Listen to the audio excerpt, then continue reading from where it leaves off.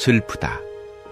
어찌 그리 금이 빛을 잃고 순금이 변질하였으며 성소의 돌들이 거리 어기마다 쏟아졌는고. 순금에 비할 만큼 보배로운 시온의 아들들이 어찌 그리 토기장이가 만든 질 항아리같이 여김이 되었는고. 들깨들도 젖을 주어 그들의 새끼를 먹이나 딸 내 백성은 잔인하여 마치 광야의 타조 같도다. 젖먹이가 목말라서 혀가 입천장에 붙으며 어린아이들이 떡을 구하나 떼어줄 사람이 없도다. 맛있는 음식을 먹던 자들이 외롭게 거리에 있으며 이전에는 붉은 옷을 입고 자라난 자들이 이제는 거름더미를 안았도다. 전에 소돔이 사람의 손을 대지 아니하였는데도 순식간에 무너지더니 이제는 딸 내 백성의 죄가 소돔의 죄악보다 무겁도다.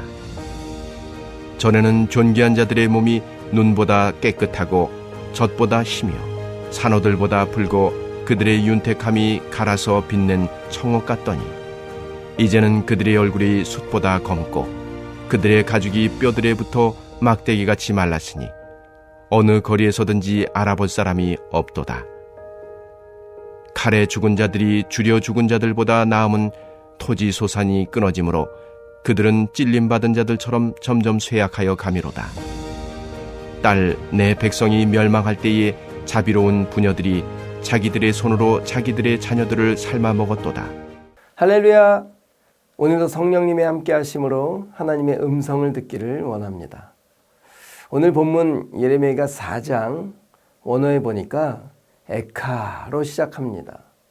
이 에카라는 단어는 아이고 이렇게 깊은 탄식의 소리이죠. 그러니까 예루살렘 멸망 이전의 모습과 이후의 모습의 차이를 대조적으로 설명하면서 깊은 탄식으로 시작한 것입니다. 예루살렘 이전의 영광은 순금처럼 찬란했습니다. 정말 이들이 순금이었을까요? 아니죠. 하나님은 나그네와도 같은 버러지와도 같은 그 이스라엘 백성을 선택하셨고 존귀하게 여기셨습니다. 그리고 광야 40년을 통해 그들에게 약속한 가나안 땅에까지 거저 들이시면서 모든 민족 위에 우뚝 세우셨습니다. 이 모두는 다 하나님께서 주신 자비와 긍휼이었죠. 다 하나님의 은혜로 순금 같은 존재가 되었습니다. 그런데요, 그 하나님 주신 복을 마치 자신들이 당연히 누릴 권리로 알고 하나님 필요 없다고, 아니 하나님 없이도 살 수 있다고 우상을 가까이 하기 시작합니다. 그리고 하나님의 말씀에 불순종하기 시작합니다. 자기 욕심대로 살기 시작합니다. 이런 이스라엘 백성들을 바라보며 하나님은 잠시 보호하던 영광의 손을 놓으셔야 했습니다. 우리 1절 2절 읽겠습니다. 슬프다 어찌 그리 금이 빛을 잃고 순금이 변질하였으며 성소의 돌들이 거리 어기마다 쏟아졌는고. 순금에 비할 만큼 보배로운 시온의 아들들이 어찌 그리 토기장이가 만든 질 항아리같이 여김이 되었는고. 참 안타까운 이야기죠. 5절을 좀 더 보겠습니다. 풍부하고 호화로웠던 이전의 풍경은 다 사라지고 거리마다 빈곤의 악취만 남아있다고 탄식하고 있습니다. 여러분, 이 예레미야 기자가 이렇게 탄식하고 있는 이유가 뭡니까? 그들이 쓸데없는 것을 붙잡고 있었던 거예요. 이 자기들이 46년 동안 솔로몬이 쌓은 성전을 자기들이 선민사상이라고 이야기하지만 삶은 그렇게 살지 못하면서 겉으로만 그럴듯한 그 이스라엘 백성들, 그저 돌덩이에 지나지 않는다는 것을 하나님은 보여주셔야 했습니다. 여러분, 실은 이렇게 망하기 전까지 하나님께서는 예언자들을 계속 보내셨습니다. 얼마나 사랑하셨는지 북이스라엘이 망하기 전까지는 호세아, 아모스, 요나 이런 선지자들을 집중적으로 등장하셔서 말씀해 주셨습니다. 그리고 남유다가 망하기 전에는 이사야로부터 예레미야, 미가, 나움, 하박국, 스바냐 등 이런 많은 선지자들을 집중적으로 보내신 이유가 무엇이었겠습니까? 이런 망하는 것이 목적이 아닙니다. 돌아서라는 거죠. 너희들 잘못 가고 있다는 것입니다. 이 영광의 손을 놓지 않도록 돌이키라는 것입니다. 순금빛을 잃지 말라는 것입니다. 사랑하는 성도 여러분, 이 에레미야 4장의 이야기처럼 여러분 이 시대에도 하나님의 말씀이 홍수처럼 쏟아지고 있다는 사실을 아십니까? 어디를 봐도 말씀을 들을 수 있고 어디를 켜도 말씀을 들을 수 있죠. 그렇다면 무엇이 다가오고 있다는 겁니까? 바로 예수님의 재림 말세이죠. 여러분 그날에 이 하나님의 말씀을 듣지 않는 사람들 어떻게 되겠습니까? 오늘 본문처럼 될 것입니다. 우리 6절 한번 읽어보겠습니다.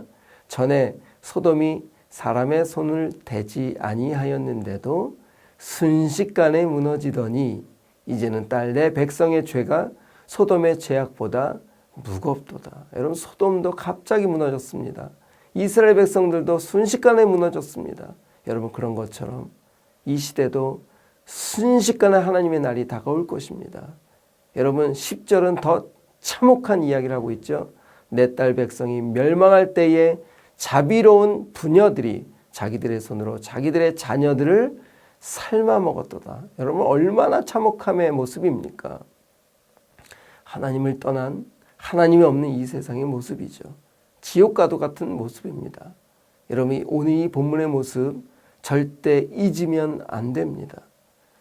여러분 이스라엘 백성들은 선지자들을 통해 전하시는 하나님의 말씀을 듣지 않았기 때문에 이런 무서운 징계를 받고 있습니다.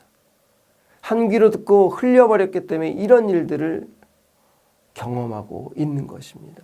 절대 일어나지 않을 거라고 생각했겠죠.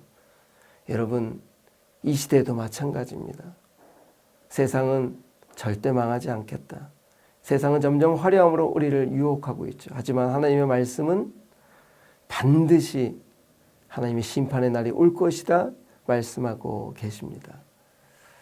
여러분 이스라엘이 망한 것 누구의 문제겠습니까? 바로 지도자들의 문제였고 어른들의 문제였던 것처럼 이 시대에도 남 탓하지 않고 우리 자녀들 탓하지 않고 세상 탓하지 않고 오늘 우리 한 사람부터 나 한 사람부터 하나님 앞에 다시 바로 서기를 원합니다.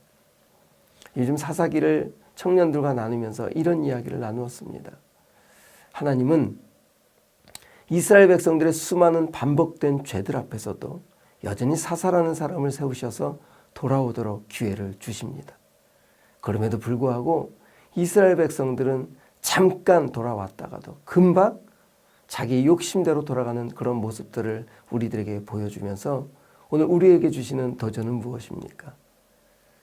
그럼에도 불구하고 오늘도 하나님은 우리를 부르고 계시다라는 사실입니다. 우리 그런 마음으로 오늘 우리가 정직하게 하나님 앞에 서기를 원합니다. 오늘 진실하게 하나님 앞에 서기를 원합니다. 우리 자녀들이 하나님 말씀 앞에 설 수 있도록 오늘 내가 하나님을 향해 추구하는 진실된 자리를 지킬 때 우리 뒤에 있는 우리의 모습을 바라보고 있는 우리의 수많은 자녀들과 다음 세대들은 아마도 우리를 통해 하나님의 말씀을 듣게 될 것입니다.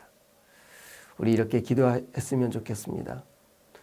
오늘 내가 믿음의 앞선자 되게 하여 주옵소서. 순종의 앞선자 되게 하여 주옵소서. 그 두 번째 기도 제목은 다음 세대 다음 일정이 여름 일정이 나왔죠. 여름 성경학교 또 모든 교육부서의 수련회, 청년부 수련회까지 모든 일정 속에 하나님의 크신 은혜를 부어 주옵소서. 그래서 우리 전주한대교회 다음 세대들이 하나님 앞에 바로 서는 이번 여름 시즌이 되기를 우리 다 함께 기도하며 나가기를 원합니다. 다 같이 기도하겠습니다.